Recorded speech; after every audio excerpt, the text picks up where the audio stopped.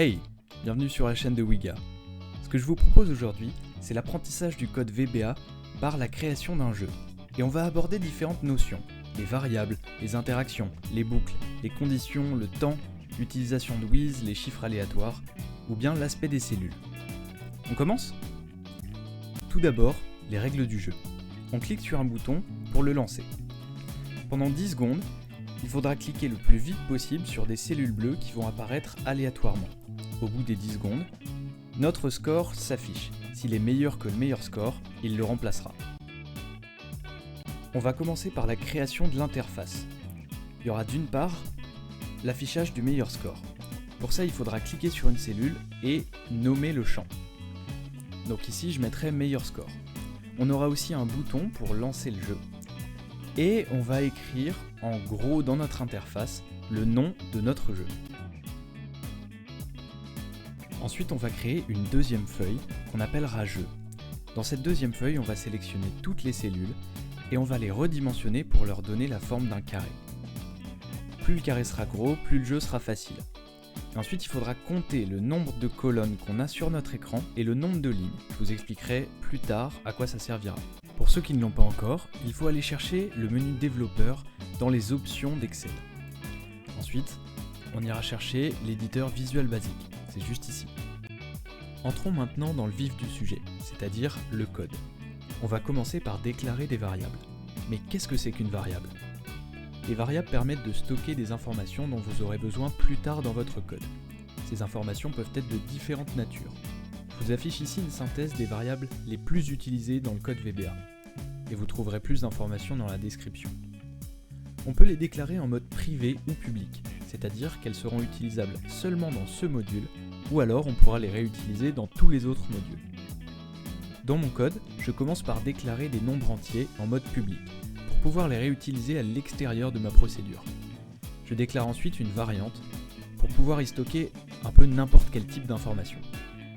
Puis on ouvre la procédure en écrivant sub, suivi du nom de notre macro. La première commande est une message box pour annoncer à l'utilisateur que le jeu va commencer. Je demande ensuite à la macro de sélectionner la feuille jeu. J'affecte à notre variante l'heure actuelle à la seconde près en utilisant la fonction time. Cela nous permettra de lancer le minuteur. Notre score, représenté par la variable k, commence à 0.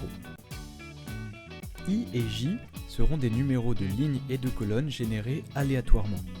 C'est maintenant que vont nous servir le nombre de lignes et de colonnes que l'on a compté tout à l'heure. Ici, je veux affecter à I un nombre aléatoire entre 1 et 17.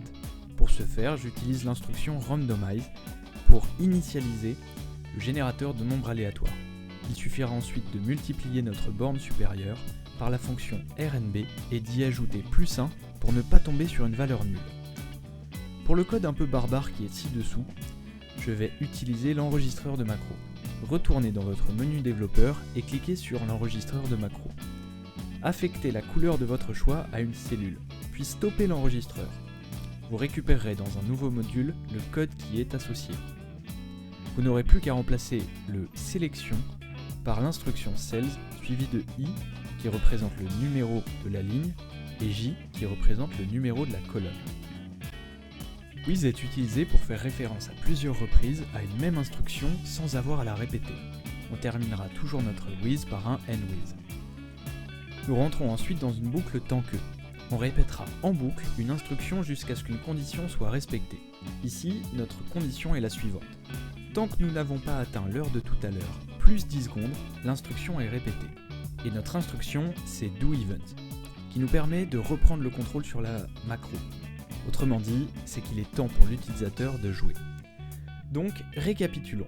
Nous avons indiqué à l'utilisateur que le jeu allait commencer, nous avons sélectionné la feuille de jeu, nous savons à quelle heure il a commencé à jouer, nous avons affecté son score à la valeur 0, et nous avons colorié en bleu aléatoirement une cellule de notre écran. Maintenant, c'est lui qui a la main pendant 10 secondes. À présent, dirigeons-nous vers le code de la feuille jeu. Nous allons écrire un code qui se déclenchera à chaque fois que la sélection changera sur cette feuille avec l'instruction SelectionChange. Notre code commence par une condition. On la déclare avec l'instruction if. Le code à l'intérieur de if sera exécuté si les deux conditions sont respectées. Il faut que la cellule sélectionnée ait une texture solide et que sa couleur soit celle que nous avons prédéfinie. Nous avons pu rajouter cette deuxième condition en utilisant l'instruction end. Si les conditions sont respectées, la cellule sélectionnée retrouve son aspect classique et nous affectons une nouvelle valeur à i et j pour colorier aléatoirement une autre cellule. K, c'est-à-dire notre score, augmente de 1. Et ensuite nous refermons notre condition if avec un endif et nous fermons la procédure avec un endsub. Lorsque les 10 secondes se sont écoulées, la macro reprend la main et nous affichons un message indiquant que le jeu est terminé. L'instruction VBCR permet d'aller à la ligne dans une message box. La ligne du dessous affichera le score obtenu par le joueur. Il faut ensuite réinitialiser les cellules de la feuille jeu en leur rendant leur aspect initial. À ce moment-là, j'utilise à nouveau l'enregistreur de macro en remplaçant l'instruction selection par sheets.jeu.cells pour faire référence à toutes les cellules de la feuille. Ensuite, nous sélectionnons la feuille accueil pour revenir au menu principal. Si la valeur de notre champ nommé meilleur score est inférieure au score du joueur, c'est le score du joueur qui remplace cette valeur. Comme d'habitude, on referme notre condition avec un endif et notre procédure avec un endsub.